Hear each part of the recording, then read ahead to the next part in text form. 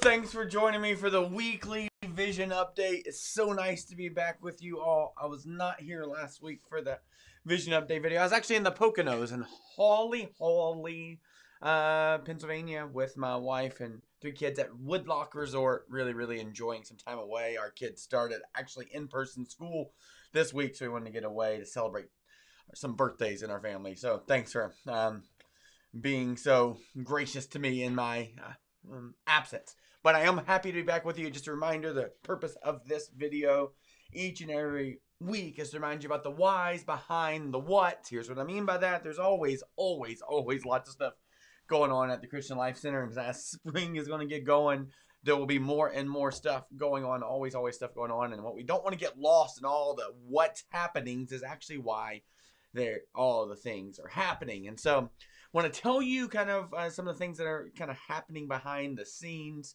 at our church right now and different events that are going on, and explain to you again why we're going to do those and then how you can participate. So just a couple weeks ago, we had the great privilege of hosting Avon Grove Charter School's winter concerts. So in the past, they would hold those in their auditorium and they would perform. The music would play, the band would play, right?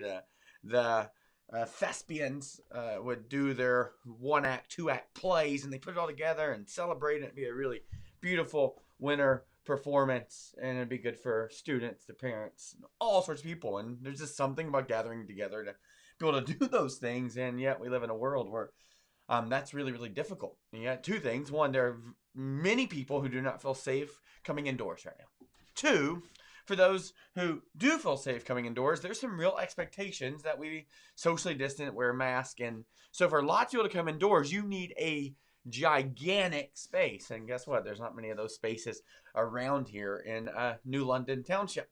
So, in fact, our space isn't really big enough to hold and host events like Avon Grove Charter School's winter kind of concert, right? And so, because of the relationship we have with them, we got to host their graduation this summer. Going to get to host it again this upcoming June. We have this big 20-foot LED screen. The second, third Tuesday of each month, people drive through our parking lot to pick up home meals, Moe's. That's kind of a fundraiser for Avon Grove Charter. And because of the relationship, what we ended up doing was actually we were able to host the event outdoors using our screen and parking lot and sound system and radio transmitter. So what they did is they filmed the whole thing ahead of time. Then they invited their friends and family and neighbors and, classmates to come and watch them perform live on the big screen. Well, kind of live. It was a live playing of what was already recorded. And so that has been happening around here just the last few weeks. And so that's one thing that's happening out in the parking lot. So you may have saw it, wonder what that is. You may see at times us hosting movies or other organizations hosting movies where we're just trying to do good in our community. And now folks are getting prepared for spring, and with spring comes spring sports, and everything got complicated about this time last year when everything started to shut down, and now everybody's trying to live in this new normal. And one of the things that we're noticing is there is a lot of need for outdoor space and for sports fields. And what you'll see over the next several months is lots of kiddos, students running around in different parts of our property, using it for soccer and baseball and softball and flag football and Cub Scouts and all sorts of things. Will just kind of be events that are happening outside in our parking lot and then on our 66 acres. And at the same time, you've been hearing us talk a little bit about this 18-hole, really nice disc golf course that is going on in our property for an absurdly reasonably nominal price. And the reason all those things are happening, and just want to remind you the why behind the what's there, is that God has been really gracious to us. In fact, there's a really neat passage when God tells Abram, who's going to become Abraham, that he's going to bless him. And he tells him something really important. He says, I want to bless you so that you will be a blessing to all people, right? And so when we look at how God has blessed us, our church facilities, our property, there's a really clear reason for why that blessing happens. And it's so that we can be a blessing to other people, to be a blessing to all people, to be a blessing to our community. I want to remind you of, talk about it fairly often, probably should talk about it more as a reminder, is we are a 501c3 nonprofit organization. What that means is we don't pay taxes on tithes and offerings, and we pay less property tax at our property than most do. In fact, most of the developed areas of our facility properties, both here and at NLPC, pay $0 in property taxes to our township, to our county, all those things, right?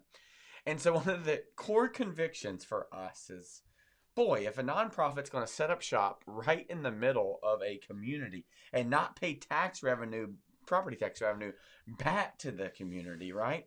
Then we should at least be more valuable to our community than the lost property tax revenue. In other words, if these 66 acres were developed, you're looking at hundreds of thousands of dollars of property tax revenue for our community. And boy, if God is going to be so gracious to us to not require us to pay that, it would make sense that we figure out a way to add value into our community as often as possible. So we're trying to sort through how do we use our every single part of our property in ways that loves our community, uncovers value for people in our community, lets our light shine before man, as Jesus says, so that people can see the good work of this and not give us credit, but glorify our Father in heaven. And so you're going to continue to see us imagine how to use this space, work on this space, create ways to use every single bit of it, right? One of the deep convictions for me and our church is that we want to be a good steward of all that God's entrusted us with. And so he's given us 66 acres. That means he wants us to use every single bit of it.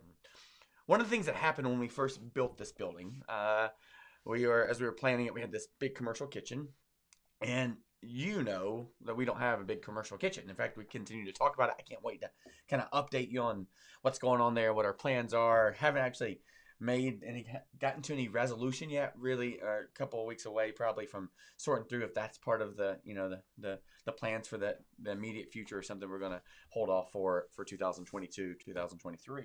But one of the reasons we don't, in fact, the largest reason weren't able to build a commercial kitchen is in order to imagine the space and the traffic flow for the space, it was kind of a requirement of us. It was a responsibility for our church to actually figure out roads, and we actually put in Louisville Road, which kind of connects Saginaw Road and State Road, right? So Louisville Road, so that's kind of our eastern exit at our church. Louisville Road we actually put in, and that was costly, and so that's a bummer there. Couldn't put the money into, internal projects inside of our building. And one of the other dilemmas is it kind of like put a kind of a divider between about 50 of our acres and the other 10 or 11 on the other side of Louisville.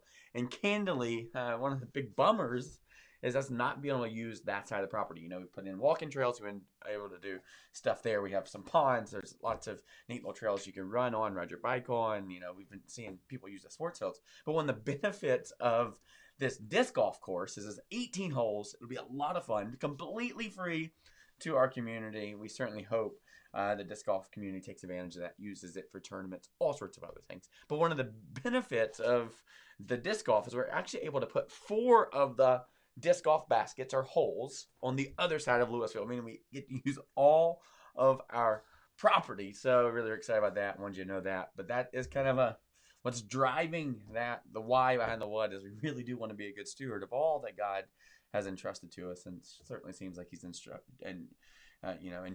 to us a lot of acreage. And the reason that it's important to us is both because we want to add value to our community, and frankly, we want to build a bridge into our community, right?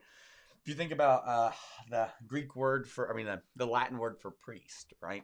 Or pontifex is literally means bridge builder. And so when you think about building bridges, which is what we want to do into our community, the way that you build a bridge is you put footings on both sides of the ravine. And so one side of the ravine, between the gap between us and our community, one set of footings is right here on this property. So how do we create a space that helps people feel safe and loved and cared for, and that they could use and see as something that's beneficial to them, their family, our community, the schools, all those kind of things. And so we're trying to build a bridge on this side of the property so that people will feel safe right here. It's the main reason we have a coffee shop Monday through Friday 8 to noon, still open, still happening, all those kind of things, because we do want to build a bridge into our community. And there's actually a precedent in this. There's this conversation between a guy named Philip and a guy named Nathaniel. One of them's pretty suspicious about who Jesus is. I actually talked to you about this the week after Christmas. And they're going, Jesus, is that the guy from Nazareth? That little, podunk town? Nothing good comes from Nazareth. And the only response is, hey, could you just come and see?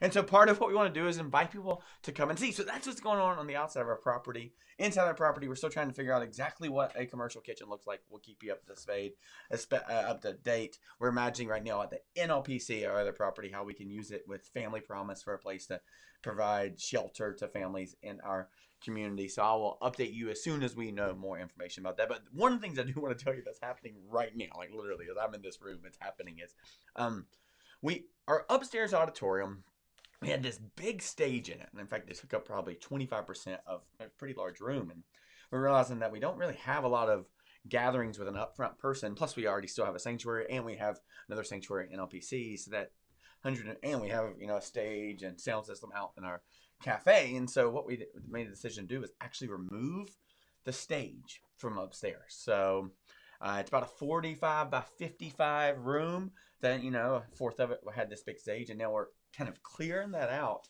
to make it available for other indoor needs. Like some churches have fellowship halls. Some people need a place to play dodgeball. We're going to be able to put a basketball going there, pickle ball in there, and make it available for workout classes, all those things going. God has given us the space, and there's not much space that's available to our community right now.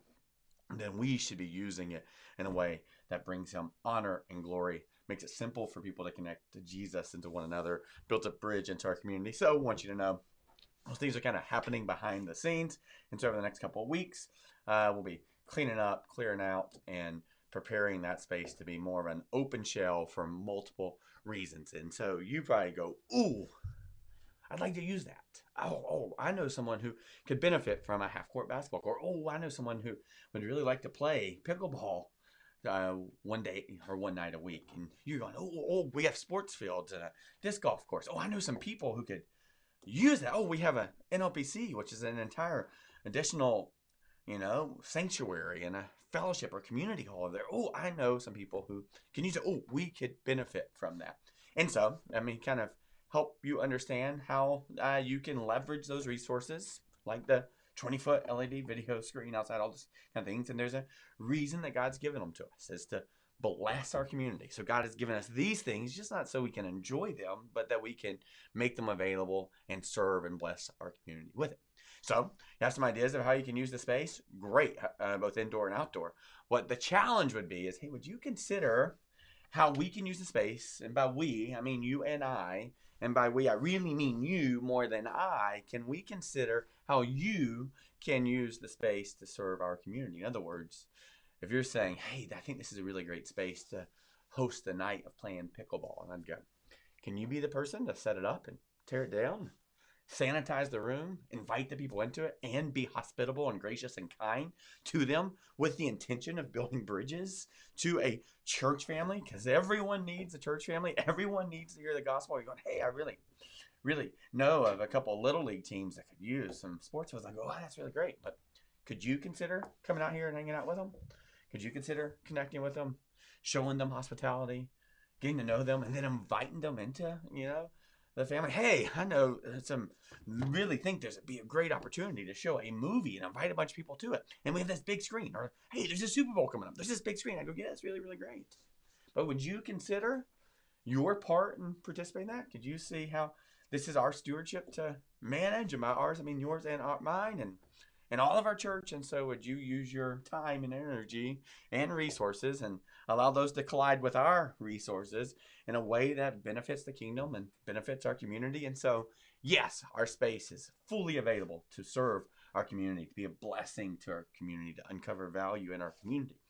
But the only way we can do that, the only way we can take care of the fields, the only way we can take care of our property is either we hire a bunch of staff, which isn't good stewardship of resources financially, or we release each of you to consider how you can use the resources God's entrusted us in a way that serves our community and builds bridges into our community so that we can love them well. Now, other side of that is I want you to think about bridge building. You got, in order to build a bridge, you got to have footings on the other side of the ravine. So I just want to tell you something that's kind of happening in the background that I'll be sharing with you in the near future. One of the things that you've heard me say over and over again over the last couple weeks, months, is we want every single person in our church family to be connected to a community, a group or a team, right?